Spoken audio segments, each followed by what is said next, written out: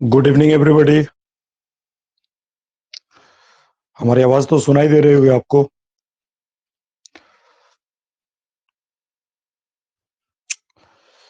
पिछले क्लास में हम लोग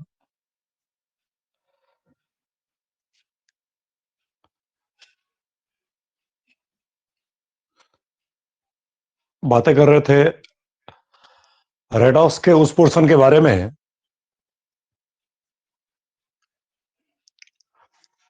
जो हमारे लिए उतने अति आवश्यक नहीं होते हैं। बस जानकारी के लिए हम लोग रेडॉक्स की बातें किए थे। एग्जैक्टली आज के क्लास में हम लोगों का रेडॉक्स का उन पोर्शन के बारे में पढ़ाई करना होगा जहां से हमारा क्वेश्चन बनता है, जो हमारे लिए काफी ज्यादा आवश्यक होता है। तो आप लोग सभी बच्चों का हार्टली वेलकम। चलिए, सबसे पहले हम लोग ऑक्सीडेशन नंबर के बारे में बात करते हैं। आप बताइएगा, पिछला क्लास में हमने ऑक्सीडेशन नंबर का शायद डेफिनेशन दिया था। जल्दी बताइएगा, डेफिनेशन दिए थे कि नहीं? जल्दी बताओगे?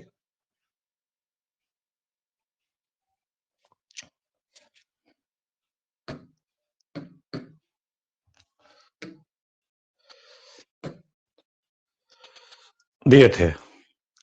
चलिए, हम आपको बताए थे कि ऑक्सीडेशन नंबर क्या होता है। तो किसी भी एटम का जो रियल या इमेजिनरी चार्ज होता है, रियल मतलब जब एटम अकेला हो और उसके ऊपर में कोई चार्ज अगर दिख रहा है तो उसे हम लोग कहते थे रियल। क्या बोलते थे उसको? रियल। जैसे देखिए, अगर एल लिखा जाए और इस पे अगर +3 दिया जाए, तो आप ही बताइए, Al+3, यदि इस एल्युमिनियम के ऊपर में चार्ज कितना है? +3 है। इसका मतलब ये एल्युमिनियम अभी अकेला है और अकेला के ऊपर में जो चार्ज रहता है, जो लिखता है वही दिखता है, और जो दिखता है वही हमारा ऑक्सीडेशन नंबर होगा।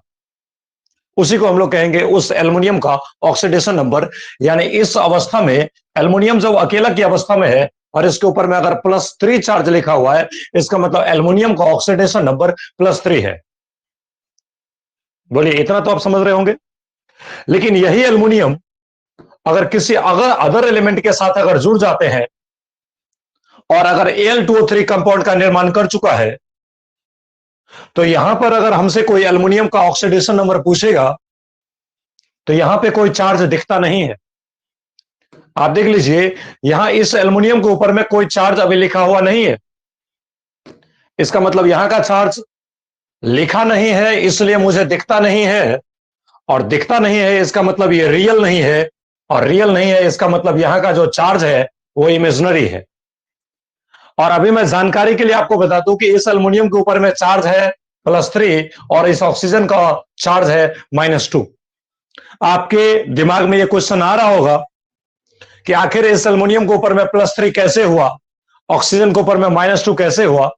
इसी के लिए हम कई सारे नियमों का अध्ययन करते हैं, जिस नियमों के जरिए हम लोग ये सीखेंगे कि किसी भी कंपाउंड में किसी पर्सनल एटम का, किसी पर्टिकुलर एलिमेंट का ऑक्सीडेशन नंबर कैसे ज्ञात किया जाता है।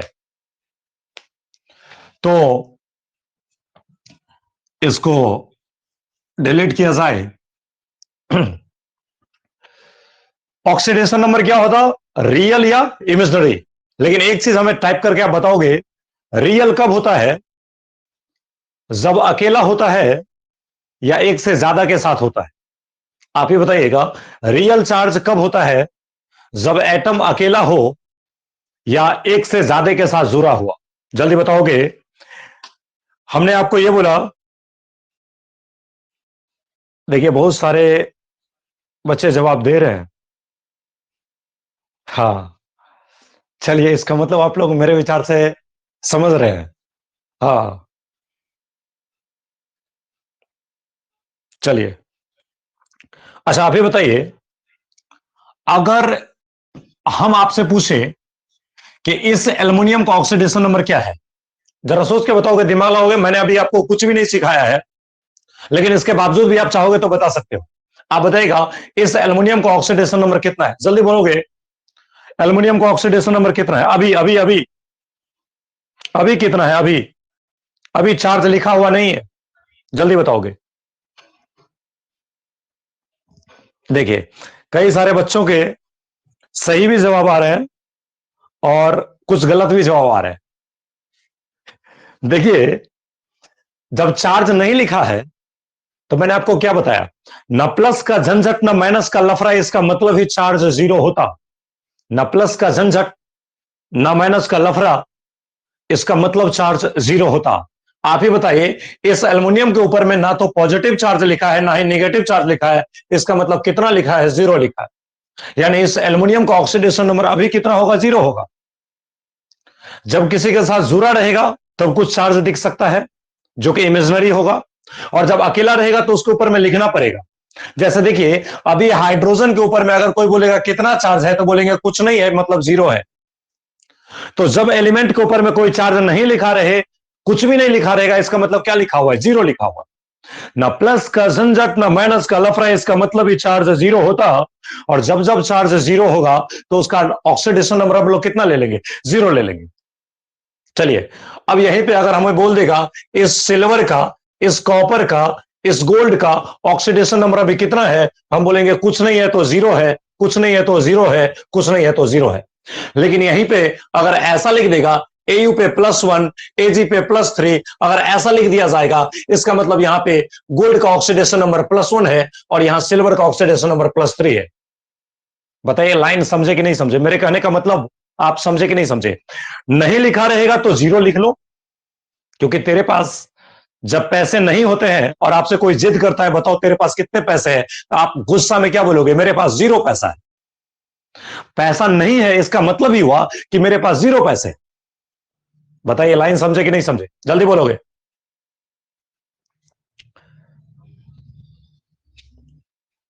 क्लियर। चलिए, सारे बच्चे लिख रहे हैं क्लियर, तो हम भी इस बोर्ड को क्लियर कर देते हैं। चलिए, अब एलिमेंट का ऑक्सीडेशन नंबर निकालने के लिए हमें एक टर्म पढ़ना पड़ता है जिसका नाम रखा जाता है, आप जानते भी होंगे, इलेक्ट्रोनिगेटिविटी। याद है कि नहीं याद है? जल्दी बताओगे, क्या नाम होता है उसका? इलेक्ट्रोनिगेटिविटी।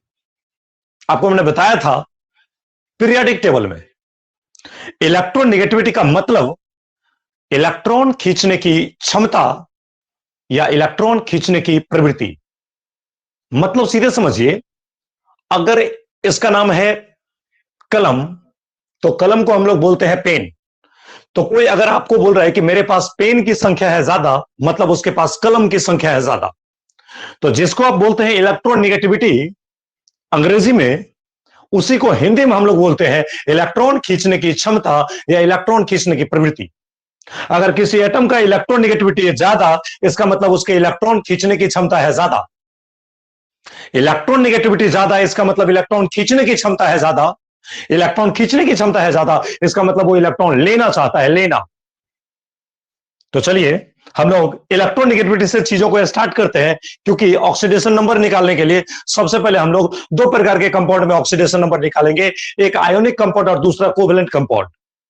तो कोवेलेंट कंपाउंड में ऑक्सीडेशन नंबर निकालने के लिए हमें कभी कभी इलेक्ट्रॉन नेगेटिविटी की जरूरत होती है। तो छोटे से नियमों से बड़ी बड़ी बातों को हम ओपन करने की कोशिश करते हैं। ध्यान दीजिएगा, हमारा सबसे पहला टर्म यहां से स्टार्ट होता है, electron negativity.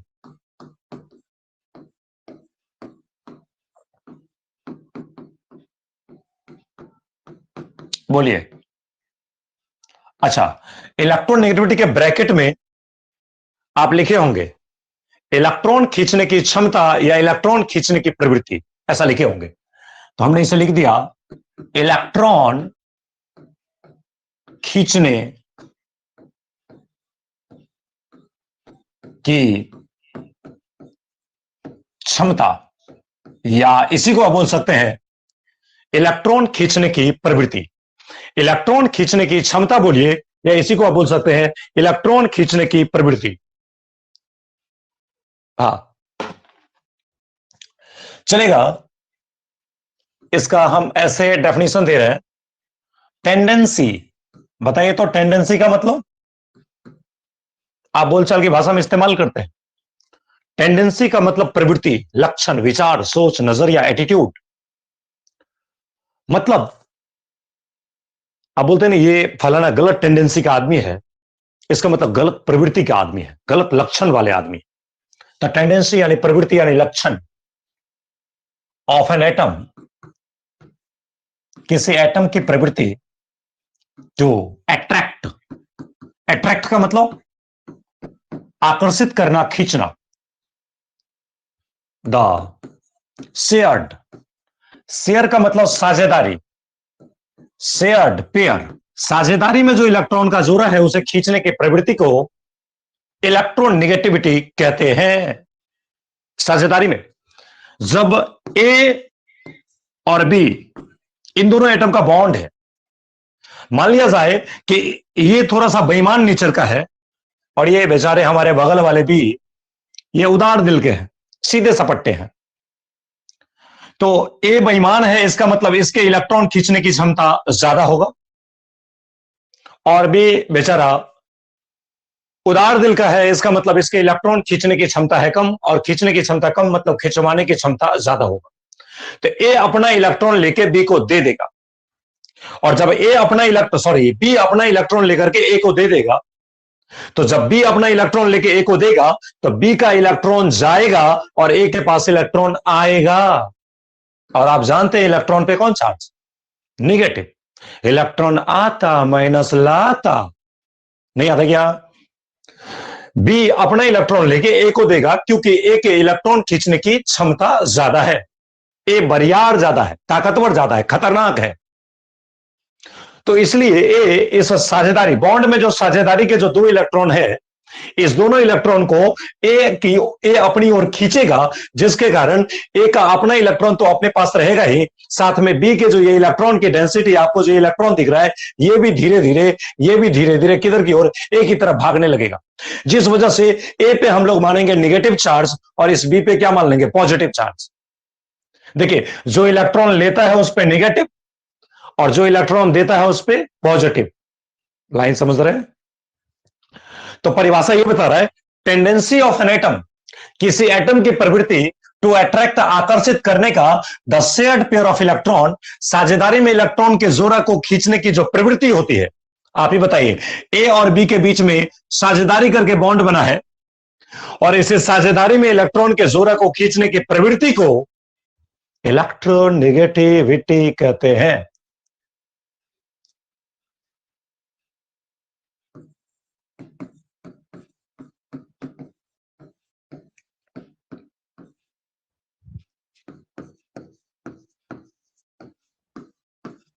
is known as electronegativity।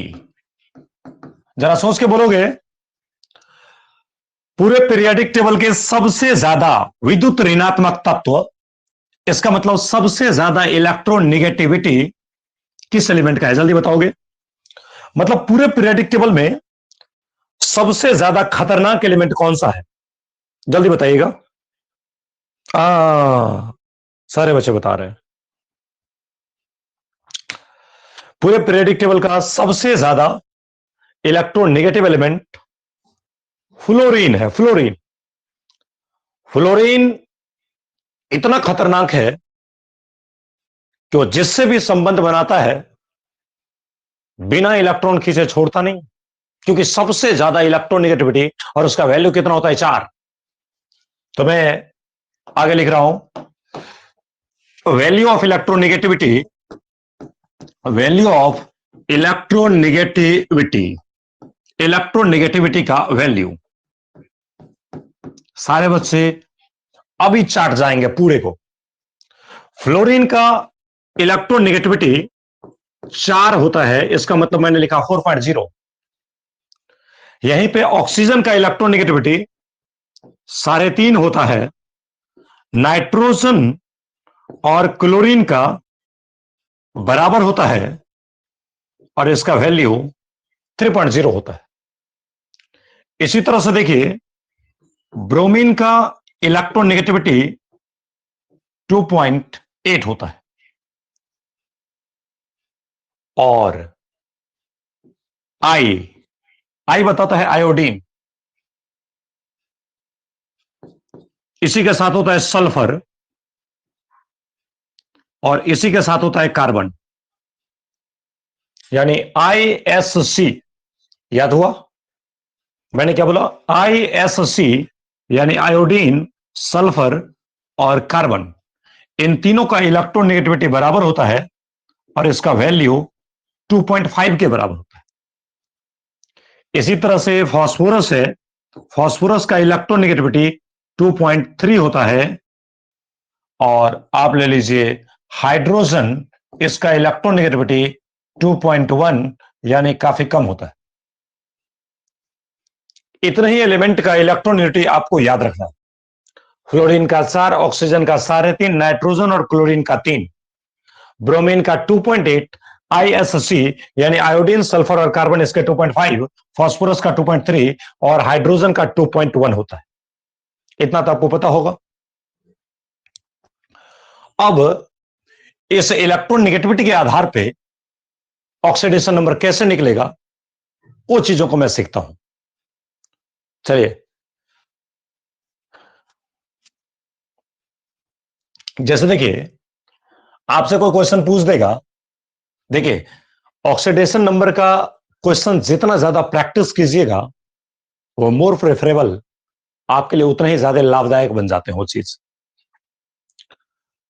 जैसे पानी है तो पानी का फॉर्मूला आप जानते होंगे H2O। तो आपसे अगर कोई पूछेगा H2O में हाइड्रोजन और ऑक्सीजन का ऑक्सीडेशन नंबर बताइए, तो आप इलेक्ट्रॉन नेगेटिविटी का हेल्प लीजिएगा। हालांकि जब हम लोग अगले क्लास में पढ़ेंगे तो इसका ऑक्सीडेशन नंबर चुटकी में निकालेंगे, डायरेक्ट निकल जाएगा, लेकिन उसके लिए नियम पढ़ेंगे। लेकिन अभी हम लोग क्या देखेंगे, बस इलेक्ट्रोनेगेटिविटी के आधार पे, मतलब जितना ज्ञान हमारे पास है उसी ज्ञान को अप्लाई करके अभी हम ऑक्सीडेशन नंबर निकालेंगे। क्योंकि कभी कभी चीजें अगर फंस जाते हैं ना, तो हम लोग इलेक्ट्रोनेगेटिविटी पे फिर आना पड़ता है। तो जब घुमा के आना ही पड़ता है तो हम लोग इसी से शुरुआत ही क्यों ना करें, ताकि आसानी से हम रास्ते को तय करते रहेंगे। तो देखिए, हाइड्रोजन का खींचने का पावर, इलेक्ट्रॉन खींचने का पावर कितना था? 2.1 था। और ऑक्सीजन का कितना? 3.5। अब बता दो आप ही, हाइड्रोजन के तुलना में ऑक्सीजन का खींचने का पावर क्या है? ज्यादा है। हाइड्रोजन के तुलना में ऑक्सीजन का इलेक्ट्रॉन खींचने का पावर ज्यादा है। तो जब इलेक्ट्रॉन खींचने का पावर ज्यादा होगा तो हाइड्रोजन अपना ऑक्सीजन को इलेक्ट्रॉन देगा। तो हाइड्रोजन ने दिया तो सिंगल बॉन्ड से दे रहा है, इसलिए 1 प्लस, और यह सिंगल बॉन्ड से ले रहा है, इसलिए 1 माइनस। फिर इसी ऑक्सीजन और हाइड्रोजन में अगर आप बात कीजिएगा तो इस हाइड्रोजन का भी इलेक्ट्रॉन खींचने का पावर कितना है? 2.1 है, मतलब ऑक्सीजन से कम है। तो इन दोनों में इलेक्ट्रॉन खींचने का पावर ऑक्सीजन का ज्यादा है, इसलिए हाइड्रोजन अपना इलेक्ट्रॉन लेके ऑक्सीजन को देगा। इसका मतलब ऑक्सीजन पे इलेक्ट्रॉन आएगा तो -1 और हाइड्रोजन देगा तो +1। बताइए, इस तरह से पानी में H2O में, इस H2O में अगर हमसे कोई पूछेगा क्या, तो ऑक्सीडेशन नंबर ऑफ हाइड्रोजन, इस पानी में हाइड्रोजन का ऑक्सीडेशन नंबर अगर हमसे कोई पूछेगा तो बोलेंगे +1। इसी तरह से इस पानी में अगर ऑक्सीजन का ऑक्सीडेशन नंबर हमसे कोई अगर पूछेगा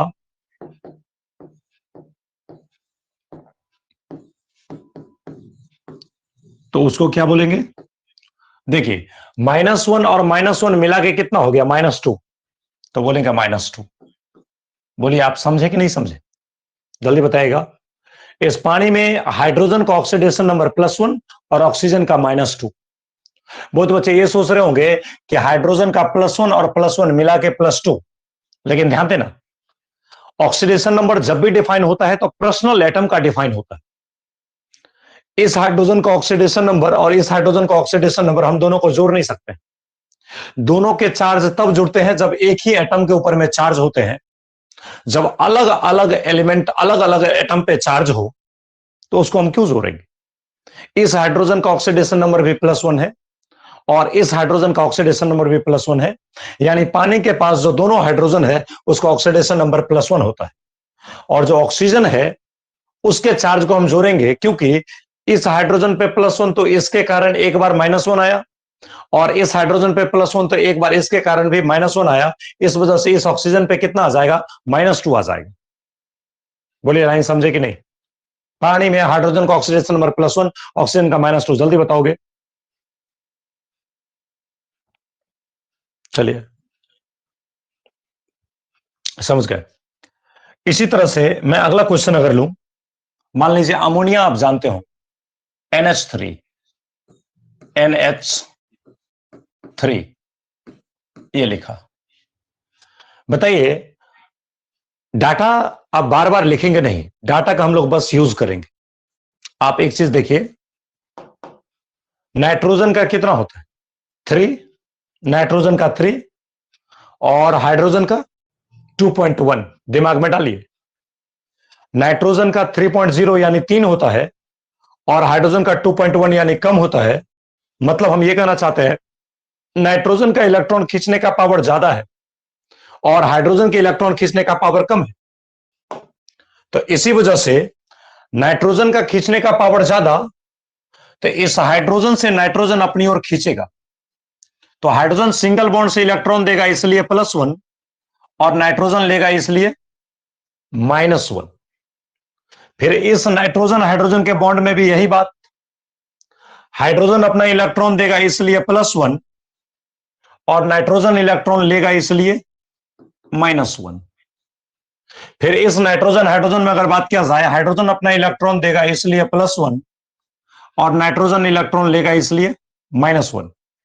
इसलिए इस NH3 में हाइड्रोजन का ऑक्सीडेशन नंबर +1 होता है, और नाइट्रोजन का ऑक्सीडेशन नंबर -1, -1, -1। बताइए टोटल मिला के कितना होगा? -3 हो जाएगा। तो नाइट्रोजन का ऑक्सीडेशन नंबर कितना? -3 होता है। बोलिए आप समझे कि नहीं समझे? जल्दी बताइए। अब बार बार लिखेंगे नहीं कि हाइड्रोजन का +1, नाइट्रोजन का -3, ये लिखने को तो नहीं, बस देखने को। जल्दी बताइए, समझ गए?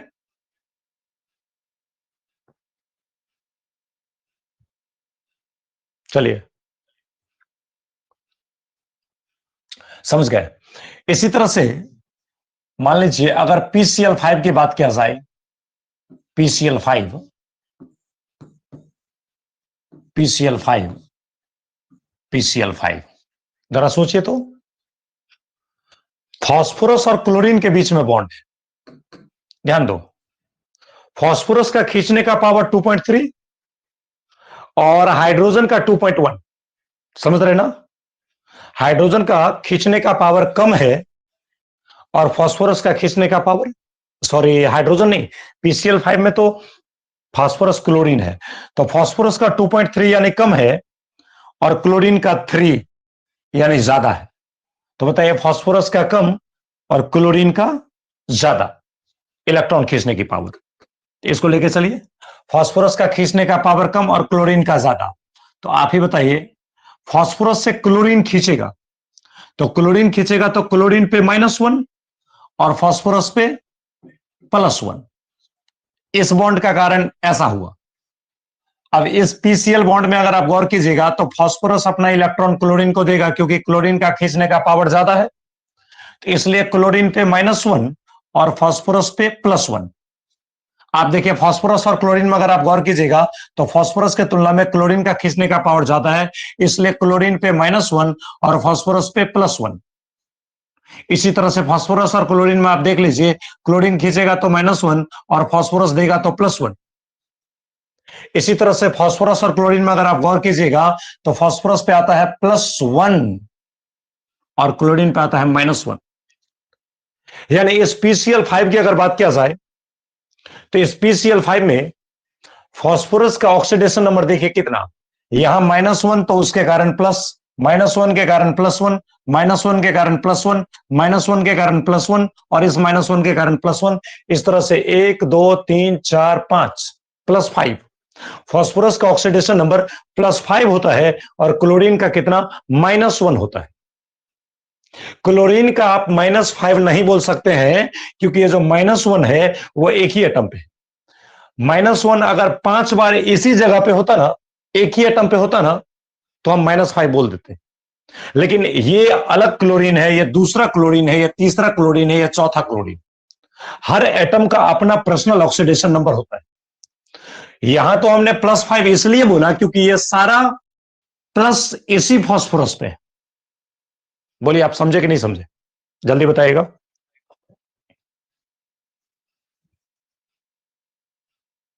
चलिए, समझ रहे बच्चे?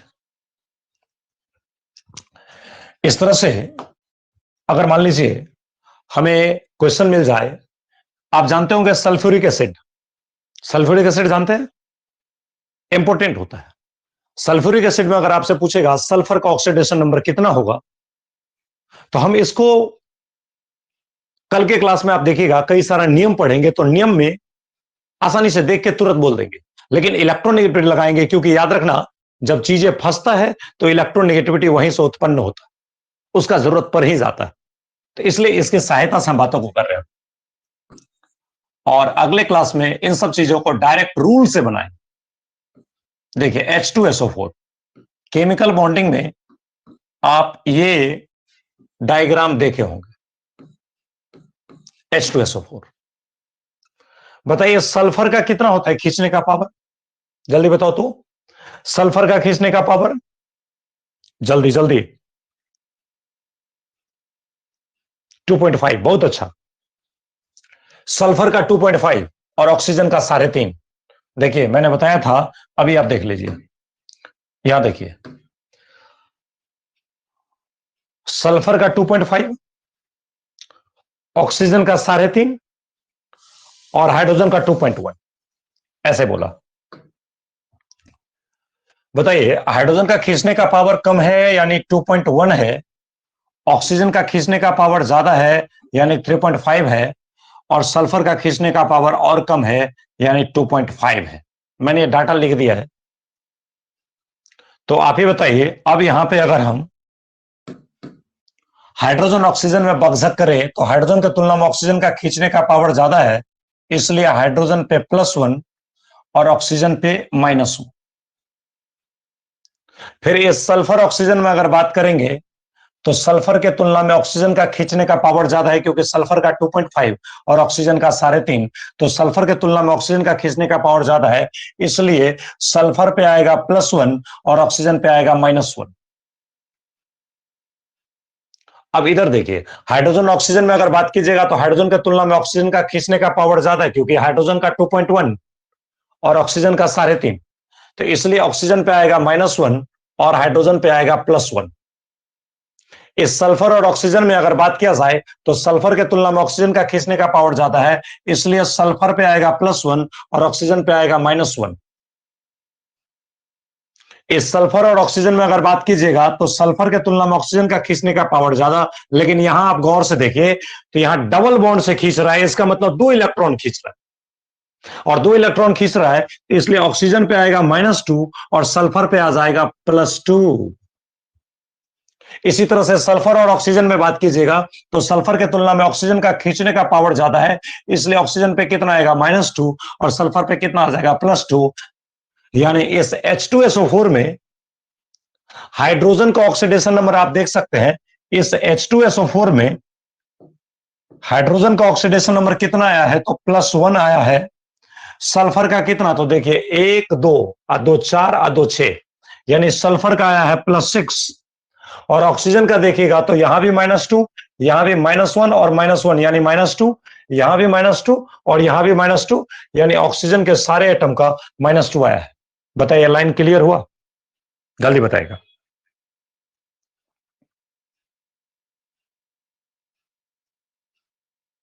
चलिए, समझ गए। अब मेरे विचार से एक क्वेश्चन आप मेरे को बना के दे दीजिए। जैसे आप फॉस्फोरिक एसिड जानते हैं, P double bond O, O से H, O से H, O से H। जल्दी बताइएगा तो, हाइड्रोजन का कितना होगा ऑक्सीजन का कितना होगा और फास्फोरस का कितना होगा, जल्दी बताइएगा। हम देख रहे हैं आप बना रहे कि नहीं बना रहे, जल्दी बताइए।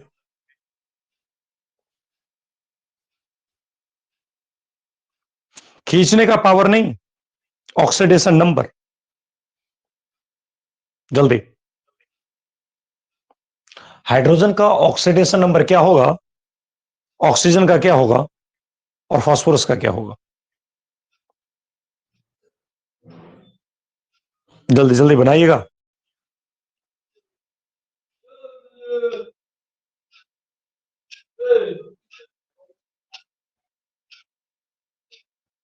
अविनाश कुमार, इनका सही जवाब आया है। अब कई सारे बच्चे के जवाब आने लगे हैं।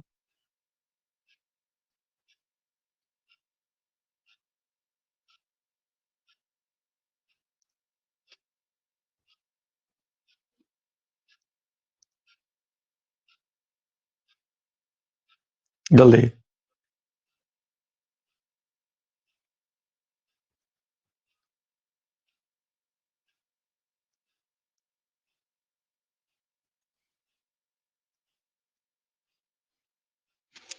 कॉपी पे बना लिए हैं, चलिए।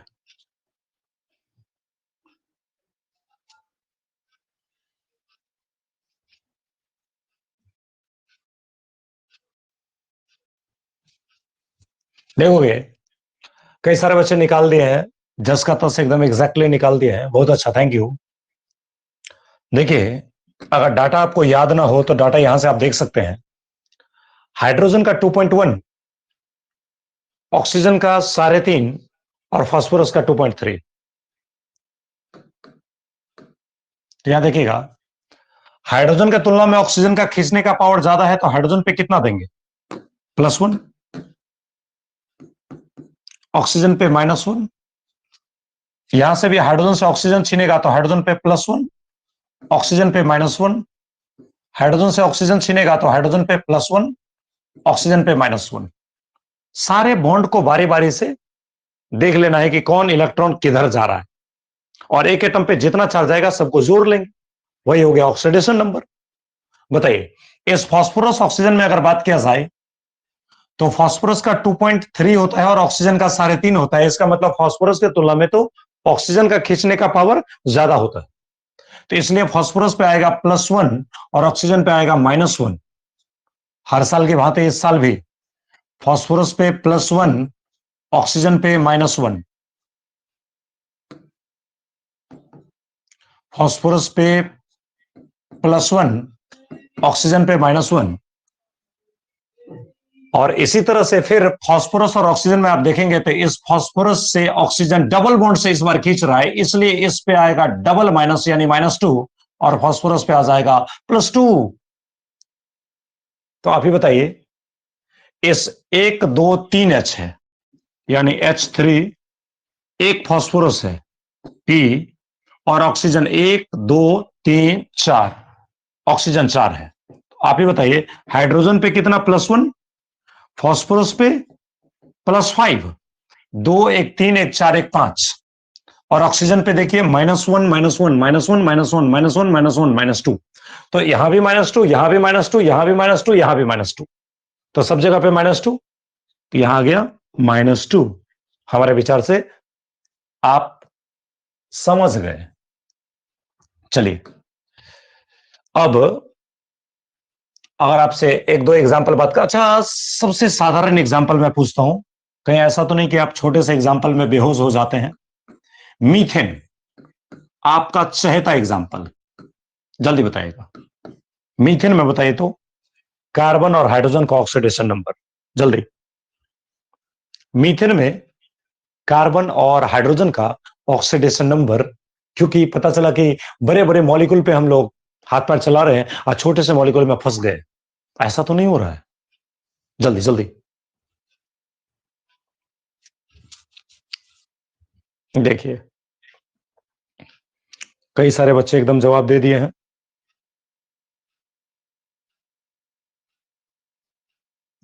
चलिए, कसम काली माई की, जो जवाब नहीं दे रहा है सोता हुआ है।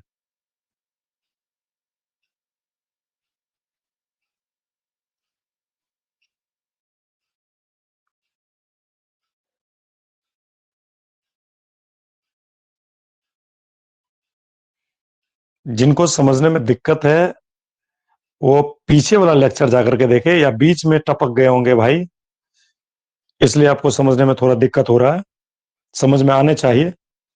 अगर पढ़ाई समझ में नहीं आएगा तो फिर ना आप बच्चा रह पाएंगे ना मैं टीचर रह पाऊंगा। समझ रहे ना? अगर टीचर समझाए और बच्चे को समझ में नहीं आए तो ये तो समझिए अनर्थ हो जाएगा, कलंकित हो जाएंगे हम।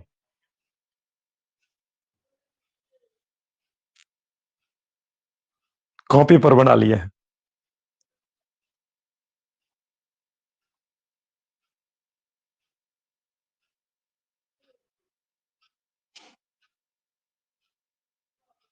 चलिए,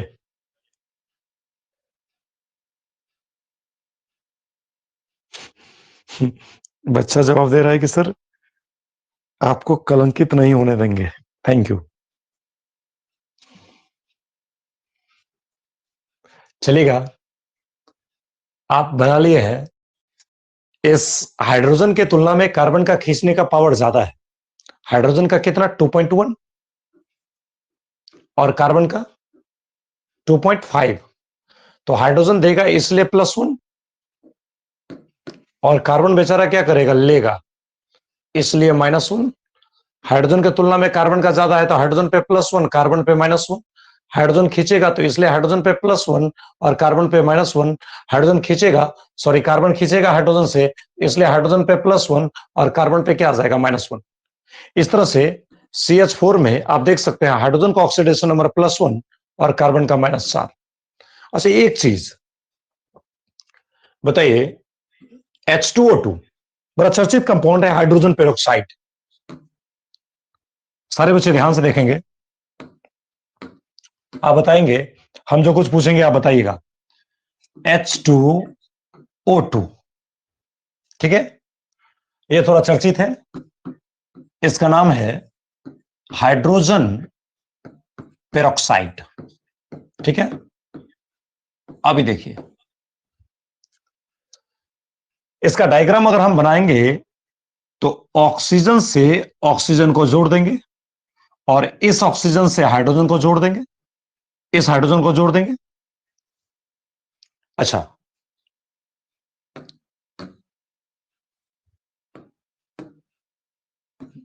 यहां पे देखिएगा,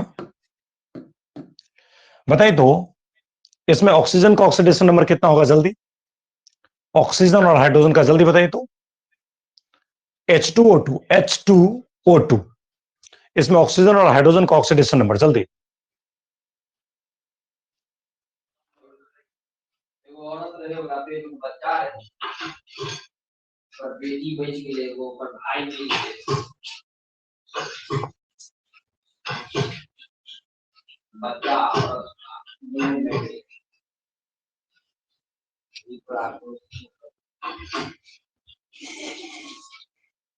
हाँ,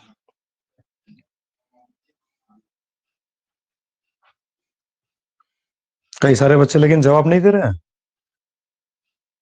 देखिए, जो बच्चे पढ़ने में बेईमानी कर रहे हैं, अब आप ही सोचिए ना, आपके बाल बच्चे सोचेंगे कि मेरे पापा जी पढ़ाई टाइम में बेईमान थे, अभी भी बेईमानी रह गए। एग्जैक्टली, बेईमानी नहीं करने का।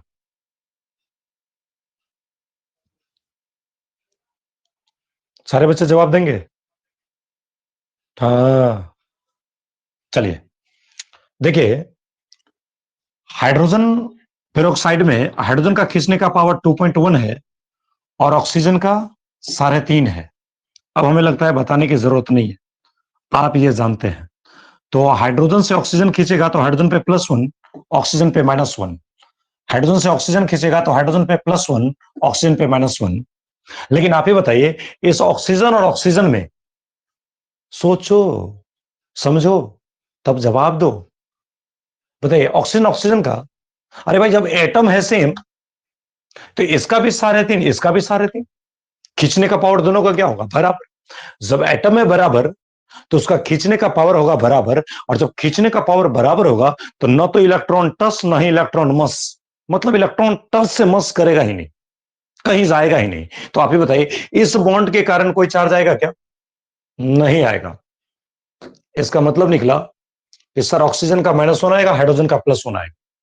और देखिए जब भी ऑक्सीजन और ऑक्सीजन के बीच में, सुनिएगा बातों को, मैंने बोला जब भी ऑक्सीजन और ऑक्सीजन के बीच में सिंगल बॉन्ड आ जाए, डबल नहीं सिंगल, तो उस बॉन्ड का नाम होता है पेरोक्सी बॉन्ड।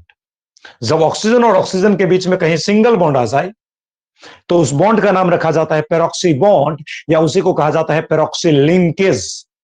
नहीं समझे? जब ऑक्सीजन और ऑक्सीजन के बीच में सिंगल बॉन्ड आ जाए तो उसका नाम क्या रखते हैं? पेरोक्सी बॉन्ड या पेरोक्सी लिंकेज। और इसी पेरोक्सी लिंकेज होने के कारण इसका नाम रखा गया हाइड्रोजन पेरोक्साइड। पेरोक्साइड का मतलब इसमें पेरोक्सी लिंकेज आ चुका है, मतलब ऑक्सीजन और ऑक्सीजन के बीच में सिंगल बॉन्ड आ चुका है, तो इस बॉन्ड का नाम हमने रखा पेरोक्सी बॉन्ड। बोलिए, समझे? अच्छा, इसके स्ट्रक्चर एक बच्चे लिख रहे थे, बहुत सारे बच्चे को याद होगा, हो गया होगा इसका स्ट्रक्चर। आयुष कुमार बता रहे हैं, देखिए कई सारे बच्चे एकदम खतरनाक तरीके से स्ट्रक्चर इसका लिख रहे हैं। बहुत अच्छा, मैं भी एक बार बना लूं, आप लोग बोले तो मैं कैसे नहीं बनाऊं। चलिए यहां पे लिखता हूं O H, थोड़ा इधर हो गया,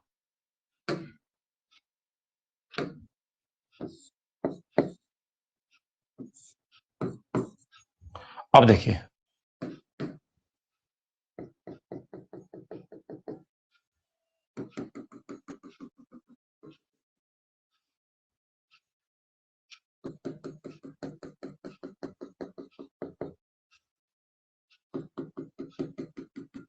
बताइए, ऐसे लग रहा है ना जैसे आप किताब खोल के पढ़ते रहते हैं तो खुला हुआ किताब ऐसे ही दिखता है ना, पलटा हुआ, ऐसे पलटा हुआ आपको ऐसे दिखता होगा। ऐसे देखिए, ये एक ऑर्गेनिक केमिस्ट्री की किताब है, ये ऐसे ऐसे ऐसे किताब पलट जाता है ना, तो एग्जैक्टली ऐसे पलटे हुए हैं, इसलिए इसका नाम क्या रखा गया? Open book like structure. Open book like structure, खुली किताब की संरचना, ओपन बुक लाइक स्ट्रक्चर। समझ गए होंगे? हाँ चलिए आगे की बातों को करते हैं। एक इसी जगह पे देखिए, एक चीज आप बताइए, अक्सर मेटल के बाह्यतम कक्षा में कितने इलेक्ट्रॉन होते हैं? जल्दी बताओ तो। अक्सर मेटल के बाह्यतम कक्षा में 1, 2 या 3 इलेक्ट्रॉन होते हैं, और नॉन मेटल के बाह्यतम कक्षा में 5, 6 या 7 इलेक्ट्रॉन होते हैं।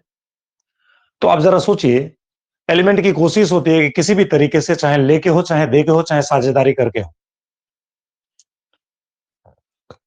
मेरा अष्टक पूरा हो जाए। क्योंकि अगर 8 इलेक्ट्रॉन पूरा हो जाएगा ना तो स्टेबल हो जाएंगे, चैन से मजे की जिंदगी जिएंगे, कोशिश होती है। तो इसलिए मेटल कोशिश रखता है कि हम अपना इलेक्ट्रॉन दे दे। और ऐसे भी ध्यान रखिएगा, मेटल का इलेक्ट्रॉन नेगेटिविटी काफी काफी काफी काफी कम होता है। मेटल इलेक्ट्रॉन लेना नहीं चाहता है। वजह यह है कि अक्सर मेटल के बाहरी कक्षा में 1, 2 या 3 इलेक्ट्रॉन होते हैं, जिस वजह से मेटल अपने इलेक्ट्रॉन को देने की कोशिश करता है। इसी वजह से मेटल के ऊपर में पॉजिटिव चार्ज आता है।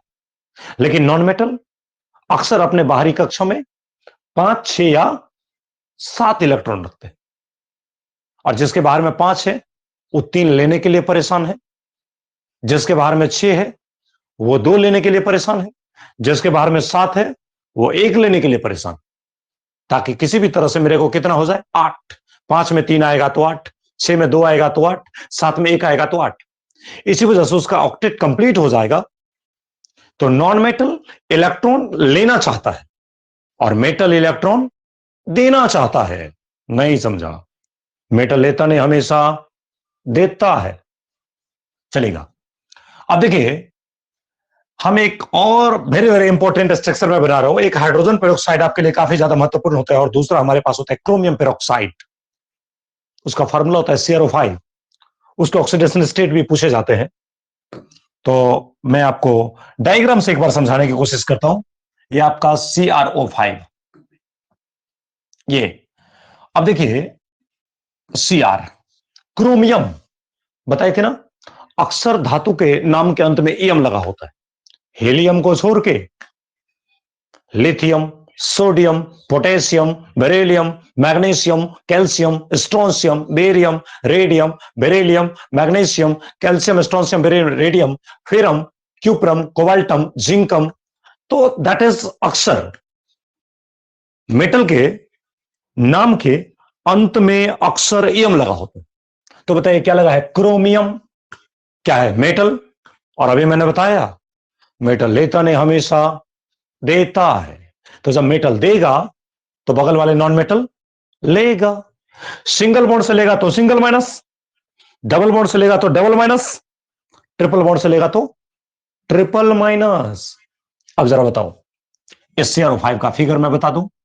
ओ आ आ आ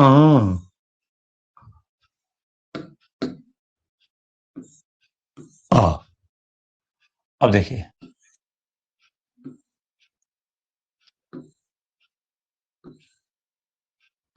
अब लीजिए, याद है मैंने बताया था ना, जब ऑक्सीजन और ऑक्सीजन के बीच में सिंगल बॉन्ड हो, नहीं समझा? जब ऑक्सीजन और ऑक्सीजन के बीच में सिंगल बॉन्ड हो तो उस बॉन्ड का नाम रखे थे पेरोक्सी बॉन्ड या पेरोक्सी लिंकेज। तो बताइए CrO5 में ऑक्सीजन ऑक्सीजन के बीच में सिंगल बॉन्ड आता है, ऑक्सीजन ऑक्सीजन के बीच में सिंगल बॉन्ड आता है। इसका मतलब इसके नाम में पेरोक्सी शब्द आना चाहिए, इसलिए इसका नाम रखा गया है क्रोमियम पेरोक्साइड। समझे? क्या नाम है इसका? क्रोमियम पेरोक्साइड, क्योंकि इसमें पेरोक्सी लिंकेज है। Chromium peroxide. अब जरा सोच के बताइए, क्रोमियम हमारा मेटल है। देखिए बहुत सारे बच्चे स्ट्रक्चर बता रहे हैं, क्या खतरनाक पढ़ाई की है। बहुत अच्छा, बहुत अच्छा, बहुत सारे बच्चे जवाब दे रहे हैं। बहुत अच्छा, थैंक यू। आप लोग थैंक यू के एग्जैक्टली पात्र बनते हैं, क्योंकि मैं जो बताना चाहता हूं वो आप पहले बता देते हैं। अच्छा एक चीज बताइए, ये तितली जैसा लग रहा है, कैसे? ये तितली के पंख है ना, जिसपे फड़फड़ाते रहते हैं, उड़ते रहते हैं। और ये तितली के पंख है जिसपे उड़ते रहते हैं। और ये तितली का मुंडी हो गया। और ये तितली का पूरा इंजन है, जिसमें बायोलॉजी वाले सर जी बताते होंगे बहुत सारे अतरी भतरी, बहुत सारा चीज उसमें होता है। वही इंजन की बात मैं कर रहा हूं।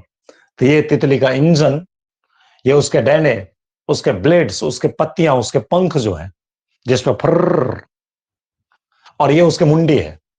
तो इस तरह से ये ऐसे लग रहा है जैसे तितली ऐसे तैरते हुए भागेगा। तो ये बटरफ्लाई लाइक स्ट्रक्चर है, इसलिए ये पूछा भी जाता है। क्रोमियम पेरोक्साइड का फिगर का नाम, क्रोमियम पेरोक्साइड के स्ट्रक्चर का नाम तो क्या बोलेंगे?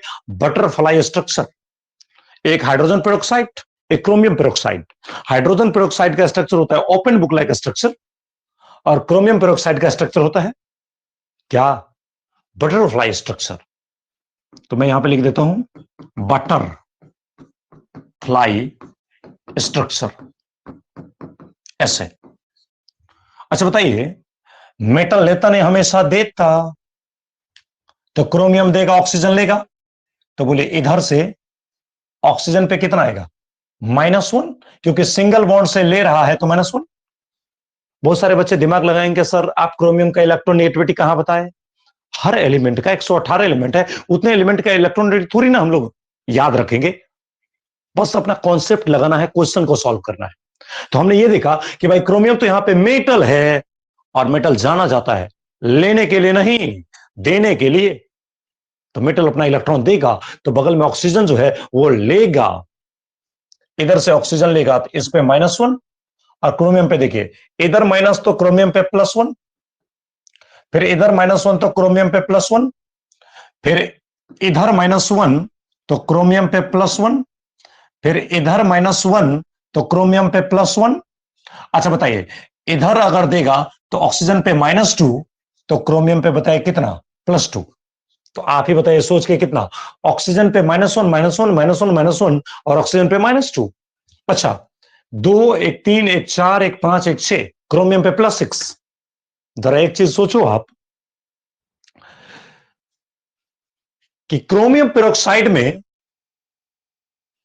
ऑक्सीजन दो प्रकार के, नहीं समझा सर? क्रोमियम पेरोक्साइड जो है उसमें दो टाइप के ऑक्सीजन है। कुछ ऐसे ऑक्सीजन है जो पेरोक्सी बॉन्ड बनाते हैं और कुछ ऐसे भी ऑक्सीजन है जो पेरोक्सी बॉन्ड नहीं बनाते।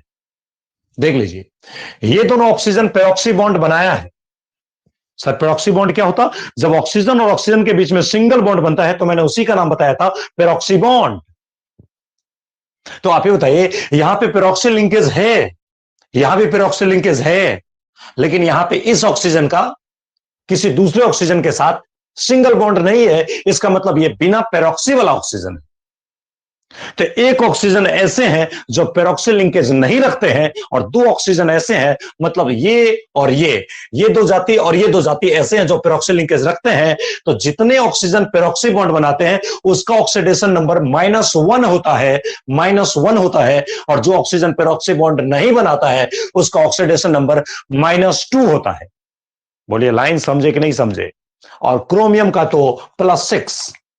बोले क्लियर हुआ कि नहीं? जल्दी बताइएगा।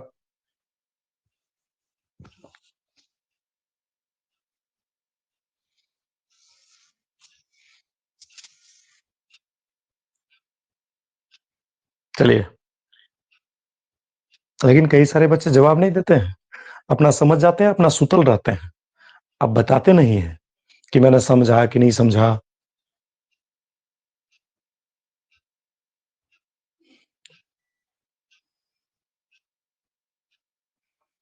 चलिए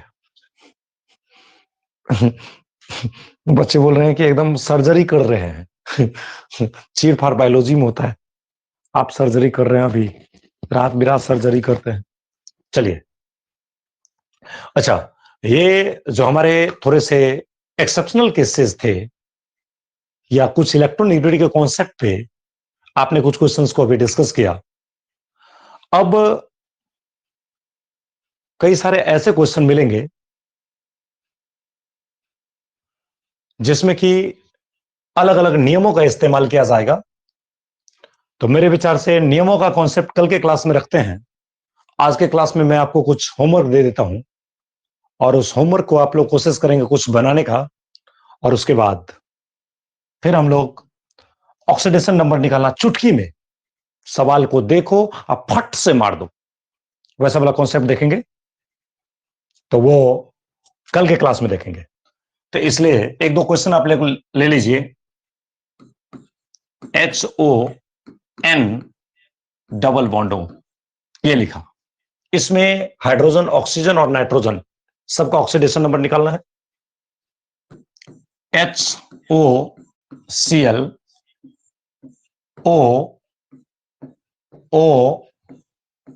O, क्या लग रहा है नहीं बना सकते हैं?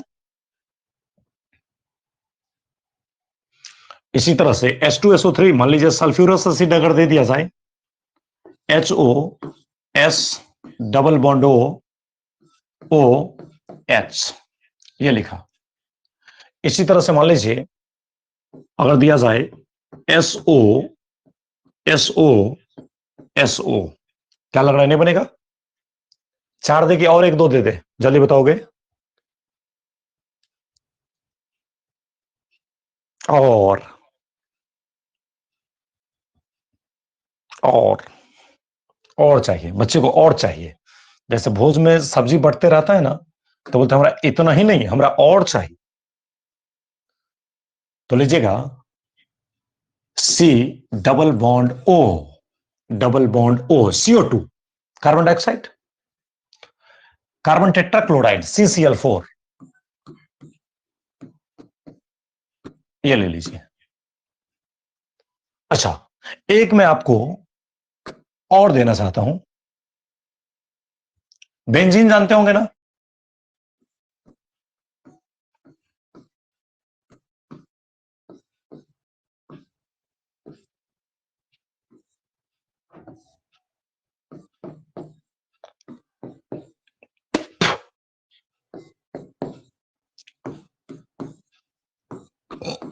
ऐसे बनाएंगे बेंजीन का।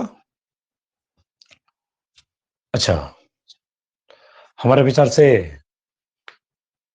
इतना को आप लोग निश्चित रूप से बढ़िया से बना लेंगे और उसके बाद फिर से हम लोग कल के क्लास में कंटिन्यू करेंगे। क्या चलेगा क्या? चलिए इसका पहले स्क्रीनशॉट ले लीजिए। बच्चा बोल रहा है और दीजिए।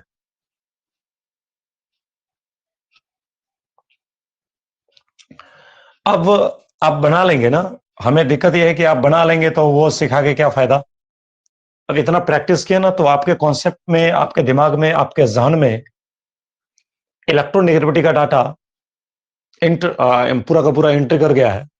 अच्छा, वो चल गया है तो किसी भी सवाल को देंगे तो उसको तो आप धुआं बना ही दीजिएगा।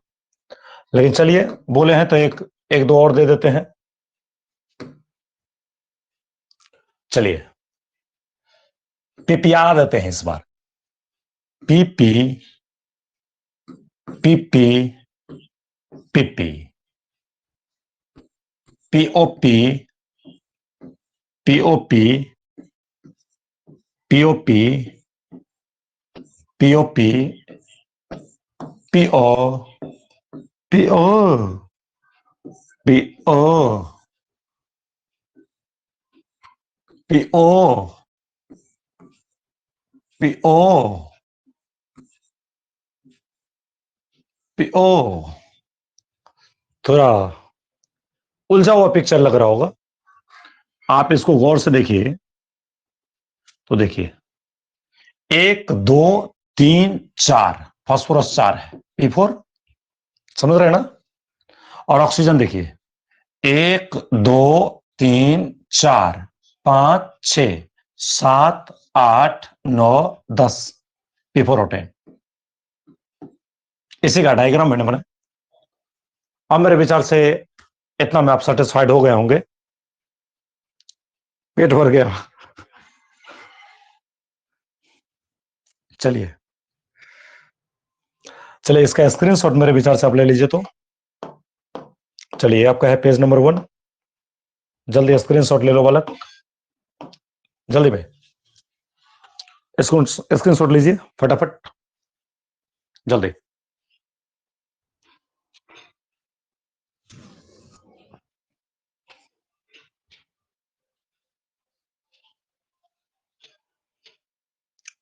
वन,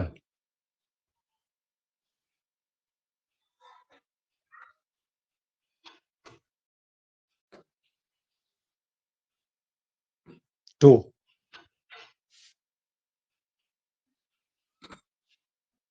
हो गया। उसके बाद 3,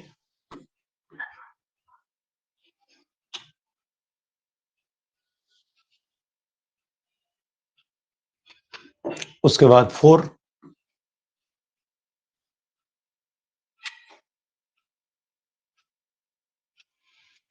उसके बाद 5,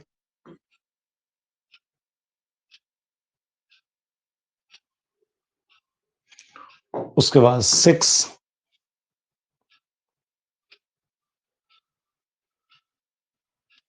उसके बाद 7,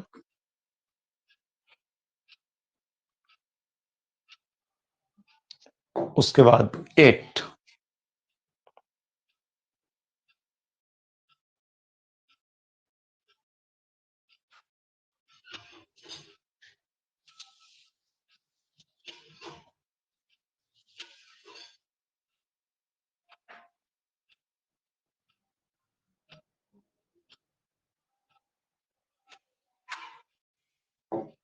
नाइन,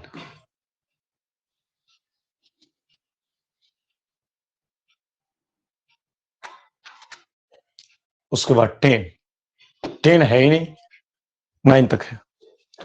तो मेरे विचार से आज के लिए बस इतना ही काफी है। मिलते हैं फिर से अगले क्लास में, तब तक के लिए थैंक यू। मार्केट के बच्चों में आप जानकारी देते रहेंगे। हमारे 12 के बोर्ड के लिए नए बैच आ रहे हैं सुबह के 7 बजे, 8 बजे, 9 बजे और 10 बजे, ये 25 तारीख से। और बोर्ड प्लस कंपटीशन के लिए आ रहे हैं शाम के 5 से 6।